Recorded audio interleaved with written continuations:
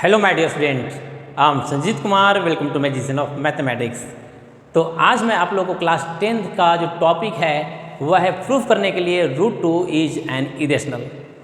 यह जो क्वेश्चन है इरेशनल प्रूफ करने वाला वह एग्जाम में करीब करीब हर एक साल आते ही आते हैं। तो चलिए इसको हम लोग बहुत ही बेहतरीन तरीका अच्छे तरीक़ा से कंसेप्ट के साथ एक एक पॉइंट को डील करते हुए हम लोग यहाँ पर सीखेंगे। तो चलिए पहले स्टार्ट यहाँ पर करते हैं, लिखते हैं प्रूफ करने के लिए पहले क्वेश्चन यहाँ पर लिख लेते हैं। प्रूफ क्या करना है हम लोग को? प्रूफ करना है proof that root two is an irrational. क्या प्रूफ करना है हमको? हम लोग यहाँ पर यह प्रूफ करना है कि जो रूट टू है वह क्या है? इरेशनल है। तो प्रूफ जब करना है रूट टू इज इरेशनल तो सबसे पहले हम लोग यह मानेंगे कि रूट टू है वह इरेशनल नहीं है, वह क्या है? रेशनल है। यानी उसके विरोध में, किसी विरोध में ये प्रूफ करना है, प्रूफ करना है इरेशनल। तो इसके विरोध में हम लोग यह मान लेंगे कि रूट टू जो है वह इरेशनल नहीं है, रूट टू क्या है? रेशनल है। तो चलिए इसको पहले हम लोग लिख भी लेंगे। ठीक है, प्रूफ करना है तो हम लोग प्रूफ कर लेंगे, सोल्यूशन करना है तो सोल्यूशन यहाँ लिख लेंगे। लिखते हैं let us assume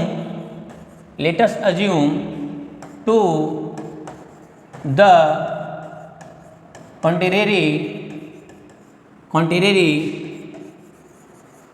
that root 2 is rational। क्या माने यहाँ पर? हम लोग यहाँ पर यह माने हैं कि जो रूट टू है वह क्या है आपका यहाँ पर एक rational. Let us assume to the contrary, मतलब से विरोध में यह मान लिया गया कि जो रूट टू है वह क्या है? रेशनल है। रूट टू रेशनल है तो रेशनल जानते हैं, रेशनल किसको बोलते हैं? Rational number is in the form of the P by Q where P and Q are integer and Q not equal to 0। तो रेशनल नंबर का एक फॉर्म होता है, एक सिंपलेस्ट फॉर्म। तो इसको हम लोग सिंपलेस्ट फॉर्म में लिखेंगे। ठीक, कैसे लिखेंगे सिंपलेस्ट फॉर्म में? तो इसको लेट इट्स simplest form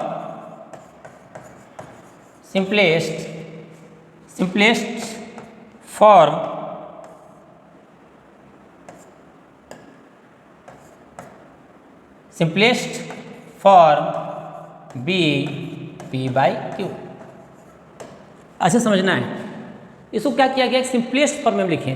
कैसे? मान लिए सिंपलेस्ट फॉर्म में कैसे लिख दिए? p by q। ठीक है। अच्छा, सिंपलेस्ट फॉर्म कहने का मतलब क्या होता है? सिंपलेस्ट फॉर्म में यह होता है कि जैसे 2/3, तो 2/3 रेशनल नंबर है, लेकिन 2/3 simplest form of rational number है। 2/3 सिंपलेस्ट फॉर्म क्यों है? क्योंकि 2 और 3 के बीच में 1 के अलावा कोई कॉमन फैक्टर नहीं है। यानी simplest form of rational number उसको बोलते हैं कि वैसे रेशनल नंबर जो न्यूमरेटर एंड डिनोमिनेटर में जो लिखा हुआ है पी और क्यू, और दोनों के बीच में कॉमन फैक्टर होना चाहिए, वह 1 होना चाहिए, 1 के अलावा नहीं होना चाहिए।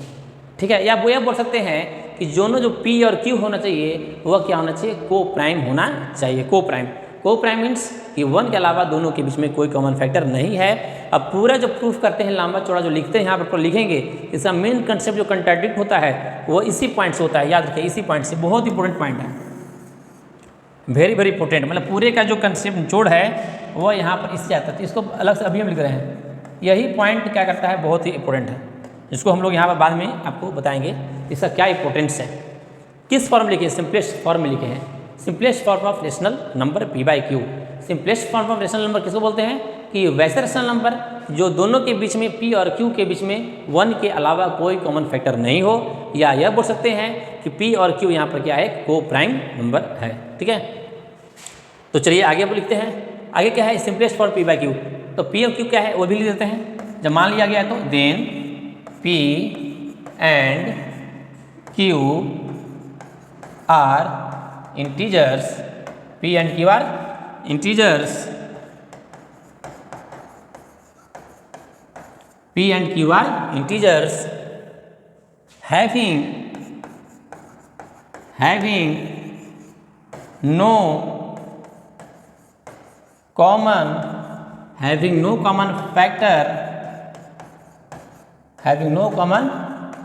factor other than 1। और क्या होता है?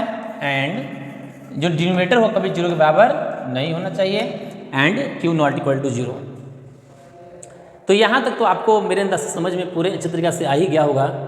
दोबारा एक बार रिपीट करते रहे हैं, क्या लिखा हुआ है, let us assume to the contrary that root 2 is rational. सबसे पहले हम लोग यह मान लिए कि जो रूट 2 है वह क्या है कि रेशनल है। रेशनल को किस फॉर्म में लिखते हैं, रेशनल को हम लोग किस फॉर्म में लिखते हैं, p/q के फॉर्म में लिखते हैं। ठीक है, रेशनल किस फॉर्म में लिखते हैं हम लोग, p/q के फॉर्म में लिखते हैं। यह सिंपलेस्ट फॉर्म में लिखा गया है। सिंपलेस्ट फॉर्म कहने का मतलब कि p और q के बीच में 1 के अलावा कोई कॉमन फैक्टर नहीं है, या यह बोल सकते हैं कि p और q जो है वह क्या है, कोप्राइम नंबर है।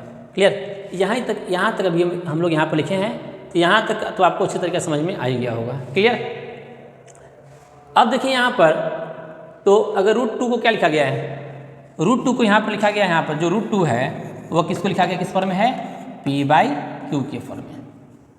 इसी फॉर्म में लिखे हैं, रूट 2 को किस फॉर्म में लिखे हैं, p/q के फॉर्म में। अब चलिए देखिए क्या करते हैं, अब q को इधर भेज रहे हैं, इस साइड। q को जब इस साइड भेजेंगे तो कितना हो जाएगा, रूट 2q = p। कोई दिक्कत नहीं है। q को जब इधर भेजेंगे तो जब LHS में जाएगा तो किस में हो जाएगा, ये मल्टीप्लाई में हो जाएगा। क्लियर, तो जब इधर भेज दिए, अब इसके बाद क्या करेंगे, अब इसके बाद दोनों तरफ स्क्वायर करेंगे। क्या करेंगे, दोनों तरफ स्क्वायर करेंगे, स्क्वायरिंग बोथ साइड। चलिए दोनों तरफ स्क्वायर करते हैं, स्क्वायरिंग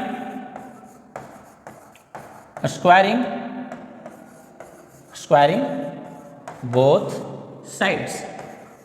अच्छा, दोनों तरफ स्क्वायर करेंगे तो क्या हो जाएगा, दोनों तरफ जब स्क्वायर करेंगे तो रूट 2 का स्क्वायर क्या होता है, 2। तो यहाँ लिखेंगे रूट 2 का स्क्वायर 2 हो जाएगा, और q का यहाँ पर q स्क्वायर, यहाँ कितना हो जाएगा, p का स्क्वायर। तो यहाँ तक तो आपको मेरे अंदाज समझ में आ ही गया होगा। 2q² = p square. तो 2q² = p स्क्वायर कहने का मतलब यह हो गया कि p स्क्वायर में 2 का क्या है, फैक्टर है। क्या है, p स्क्वायर में 2 का फैक्टर है। जैसे कहीं अगर ऐसे लिखा रहता है 6 = 2 × 3, 6 = 2 × 3, तो हम लोग क्या जानते हैं, हम लोग यह बोलते हैं कि 6 में 2 का फैक्टर है। क्लियर, इसको प्रोडक्ट के फॉर्म में हम लोग लिख भी रहे हैं।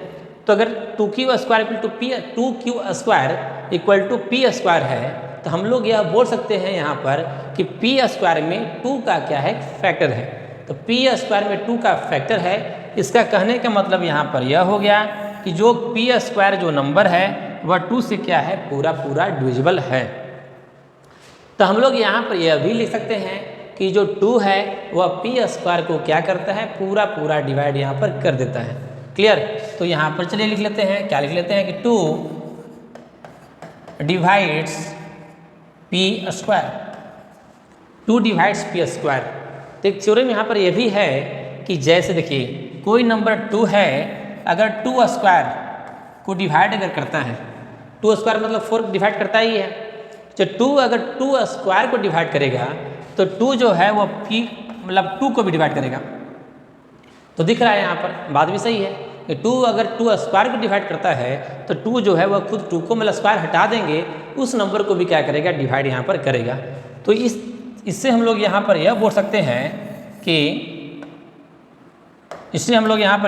हैं कि if 2 divides p square then 2 divides p। क्या बोल सकते हैं कि 2 डिवाइड्स p, 2 डिवाइड्स p। अच्छा देखिए 2 डिवाइड्स अगर p है तो 2 जो है वो p को डिवाइड क्यों कर रहा है, 2 जो है वो क्या लिखा हुआ है, 2 डिवाइड्स p। तो 2 डिवाइड्स p, तो 2p को डिवाइड क्यों कर रहा है, तो यह बोल सकते हैं कि 2p को डिवाइड इसलिए कर रहा है कि p में 2 का फैक्टर है। जब p में 2 का फैक्टर है और 2 जब इसको डिवाइड कर रहा है तो हम लोग p को लिख सकते हैं कि p = ऐसे 2c। p = क्या लिखा गया यहाँ पर, सिंपल 2c। c क्या है, c कोई भी कांस्टेंट नंबर है, c is any constant, c क्या है, c इज एनी कांस्टेंट। ठीक है, तो हम लोग p = लिख सकते हैं यहाँ पर p = 2c, क्योंकि p जो है वह क्या कर रहा है यहाँ पर, 2 क्या कर रहा है यहाँ पर, p को पूरा यहाँ पर डिवाइड कर रहा है। तो p = 2c जब यहाँ पर जब लिख दिया गया, तो जब p = जो 2c है, p = 2c को हम लोग पुट करेंगे यहाँ पर, कहाँ पर, इसमें यहाँ पर जो मेरा वैल्यू यहाँ पर आया था ना, एक कहाँ पर आया था, यहाँ पर क्या आया था, इसको देखिए, इसको हम लोग मान लेंगे यहाँ पर फर्स्ट। क्या मान लेंगे इसको, इसको जो है यहाँ पर है, इसको मान लेते हैं फर्स्ट। अब इसी में क्या करेंगे कि P = 2C जो है यहाँ पर हम लोग पुट करेंगे, ध्यान से कहाँ पर पुट करेंगे, यहाँ पर, ठीक है। क्या पुट करेंगे, पुट करेंगे P के जगह पर 2C। तो चलिए लिखते हैं यहाँ पर putting P = 2C in first. तो P = जो 2C है वो हम लोग क्या कर रहे हैं, फर्स्ट में हम लोग यहाँ पर पुट कर रहे हैं। चलिए देखते हैं पुट करने से होगा क्या। जब यहाँ पर जब पुट करेंगे आप P = 2C, तो जब देखेंगे कि यहाँ पर क्या लिखा हुआ है, यहाँ पर लिखा हुआ है 2 = 2Q²। अब P = क्या बोला गया, जहाँ पर यहाँ पर P है तो P = क्या पुट करना है, 2C। जो यहाँ पर P लिखा हुआ है ना, तो P के जगह पर क्या पुट कर दिया यहाँ पर 2C। अच्छा 2C पुट करने से हुआ क्या, जब P = जब 2C पुट कर दिया गया, सॉल्व करेंगे इसको तो देखिए कितना आएगा यहाँ पर 2Q², यहाँ पर कितना हो जाएगा 4C²। ये टू यहाँ पर क्या हो जाएगा आपका, यहाँ पर कैंसिल होने के बाद क्या लिख सकते हैं यहाँ पर Q² = 2C²। जब Q² = 2C² है तो यहाँ पर हम लोग यह बोल सकते हैं कि जो Q² है वह 2 से क्या है, पूरा डिविजिबल है। यानी यह बोल सकते हैं कि 2 डिवाइड्स Q²। क्यों, कि Q² में 2 का फैक्टर है, यानी Q² = लिखा है 2 × C²। तो इसका कहने का मतलब यह हुआ कि जो Q² है वह 2 से क्या है, पूरा क्या है, डिविजिबल है। तो यहाँ पर हम लोग यह लिख लेंगे कि 2 जो है 2 डिवाइड्स Q²। तो अभी जस्ट हम लोग पढ़े हैं कि 2 अगर Q² को डिवाइड करेगा तो जो 2 है वो Q को भी क्या करेगा, डिवाइड यहाँ पर करेगा। तो यहाँ पर हम लोग लिखेंगे 2 डिवाइड्स Q। अब देखिए यहाँ पर क्या लिखा हुआ है, यहाँ पर ध्यान देने वाली बात है। देखिए क्या लिखा हुआ है, यहाँ पर लिखा हुआ है कि 2 डिवाइड्स Q। क्या लिखा हुआ है कि जो 2 है वह Q को क्या कर रहा है, पूरा यहाँ पर डिवाइड कर रहा है। अब देखिए उससे पहले यहाँ पर क्या गया था, जब पहले आराम से देखिए एकदम आराम से यहाँ पर क्या लिखा था, यहाँ पर पढ़िए क्या लिखा हुआ है कि 2 डिवाइड्स P। इसके पहले मेरा क्या आया था, इसके पहले मेरा यह आया था कि जो 2 है वह P को भी क्या कर रहा है, डिवाइड कर रहा है। 2 है वह P को क्या कर रहा है, यहाँ पर डिवाइड कर रहा है। और यहाँ पर अभी जो क्या आया, अभी यहाँ पर बोला, यहाँ यह आया कि जो 2 है वह Q को भी डिवाइड कर रहा है। यानी दोनों को जब कंपेरिजन करें तो हम लोग यह बोल सकते हैं कि जो 2 है वह P को भी डिवाइड कर रहा है और Q को भी डिवाइड कर रहा है।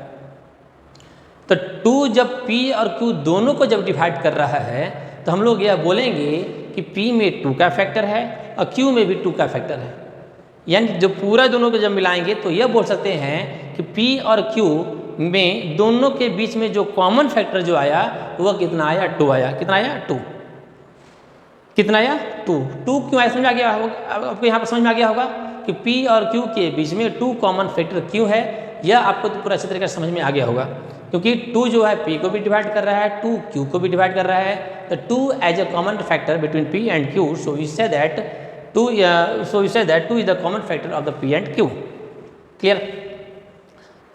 लेकिन अब मज़े की बात क्या है, मज़े की बात यह है कि जब आप देखेंगे, जब शुरू में देखिए यहाँ पर एकदम ध्यान से जो इंपोर्टेंट में लिखवाया था, यहाँ पर इंपोर्टेंट क्या इंपोर्टेंट में लिखवाया था, इंपोर्टेंट में आप लोग ये लिखवाया था, यह बताया था यहाँ पर कि जो √2 = P/Q के फॉर्म में जो लिखा गया है, यानी जो यहाँ पर P/Q है किस फॉर्म में, simplest form.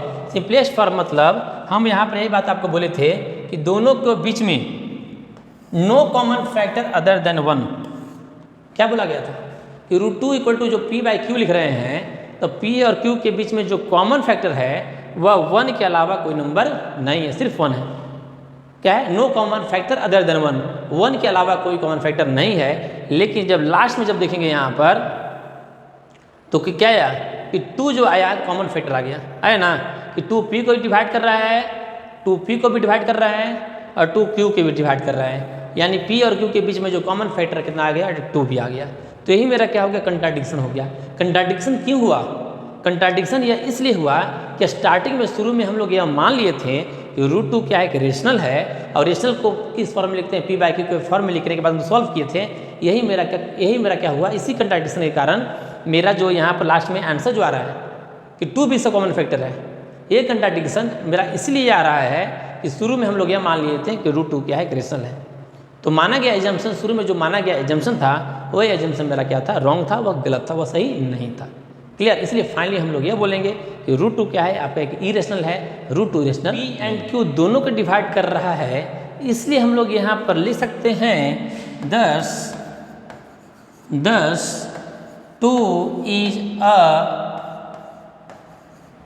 Common factor, thus 2 is a common factor of P and Q। इसलिए हम लोग क्या बोल सकते हैं कि जो 2 है वह P और Q क्या है, कॉमन फैक्टर है। तो ये किए हुआ कॉमन फैक्टर, लेकिन हम लोग शुरू में क्या किए थे, शुरू में हम लोग यह किए थे कि दोनों के बीच में तो 1 के अलावा कोई कॉमन फैक्टर नहीं है। तो हम लोग यहाँ पे लिखेंगे but this contradicts the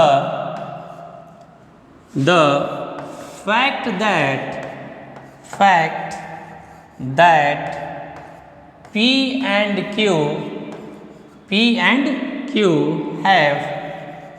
have no common factor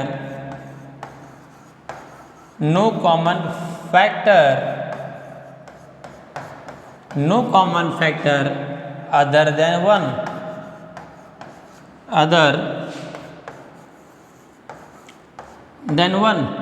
but this contradicts the fact that, ये कंट्राडिक्ट क्यों हुआ, ये कंट्राडिक्ट हुआ कि शुरू में जो हम लोग लिए थे, क्या लिए थे कि P और Q रेशनल है और दोनों के बीच में 1 के अलावा कोई कॉमन फैक्टर नहीं है, लिखा हुआ है। But this contradicts the fact that P and Q have no common factor other than 1। अब ये कंट्राडिक्शन क्यों अराइज हुआ, ये कंट्राडिक्शन इसलिए अराइज हुआ कि शुरू में हम लोग यह माने थे कि P एंड Q क्या है, रेशनल नंबर है। This contradiction arises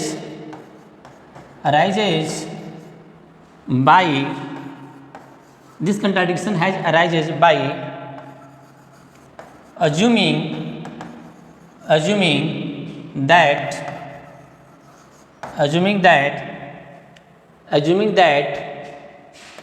root 2 is rational।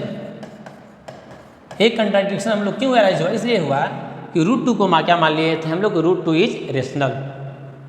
Finally हम लोग बोलेंगे हेंस रूट 2 इज इरेशनल।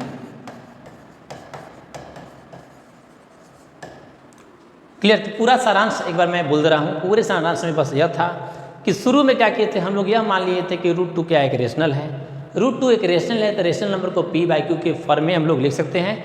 यहाँ पर अब P और Q के बीच में 1 के अलावा कोई कॉमन फैक्टर नहीं था। उसके बाद हम लोग सॉल्व किए, सॉल्व करने के बाद हमको यह आया कि P एंड Q के बीच, दोनों के बीच 2 क्या आया, कॉमन फैक्टर आया। लेकिन स्टार्टिंग में हम लोग यह मान लिए थे कि P और Q के बीच में 1 के अलावा कोई कॉमन फैक्टर नहीं था। तो लास्ट में मेरा P और Q के बीच में 2 कॉमन फैक्टर इसलिए आया कि स्टार्टिंग में जो शुरू में हम लोग यह मान लिए थे कि रूट 2 क्या है, एक रेशनल नंबर, क्या मान लिए थे कि रूट 2 क्या है, रेशनल है। इसलिए फाइनली रूट 2 रेशनल नहीं है, रूट 2 क्या है, ई रेशनल है। तो मुझे विश्वास है कि आप पूरा वीडियो जब देखे होंगे तो आपको, जिनको भी समझ में बिल्कुल नहीं आया होगा कि रूट 2 कैसे प्रूफ करते हैं, तो इस वीडियो देखने से आपको पूरा अच्छे तरीक़े से समझ में तो खैर आ ही गया होगा। तो थैंक यू सो मच यह वीडियो देखने के लिए।